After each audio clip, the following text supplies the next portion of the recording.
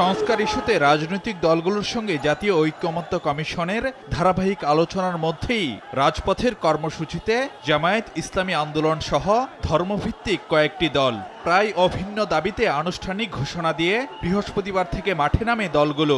সংসদের দুই কক্ষে পিআর পদ্ধতিতে ভোট, জুলাই সনদের ভিত্তিতে নির্বাচন, জাতীয় পার্টি 14 দলের কার্যক্রম নিষিদ্ধের মতো ইস্যুতে তোলা হয় জোরালো আওয়াজ। আলোচনার মধ্যে রাজপথের এই কর্মসূচি নিয়ে নানা প্রতিক্রিয়া রাজনৈতিক মহলে। এটিকে অহেতুক চাপ সৃষ্টির চেষ্টা হিসেবে দেখছে বিএনপি। তবে মাঠের বক্তব্যের জবাব মাঠেই দিতে চায় দলটি। ঐকমত্য কমিশনের আলোচনার সূচিতে না থাকলে সেই বিষয়ে ঐকমত্য কমিশনের আওতাভুক্ত কোনো বিষয়ে আমি কথা বলতে পারি, কিন্তু এই বিষয়ে কথা বলতে পারি না। তবে রাজনৈতিক বক্তব্য হিসেবে কোনো দল মাঠে যদি সেই দাবি উত্থাপন করে, আমরাও গণতান্ত্রিক প্রক্রিয়ায় তার বিপক্ষে আমাদের যা বক্তব্য আছে সেটা আমরা রাজনৈতিক মাঠে ময়দানে দেব।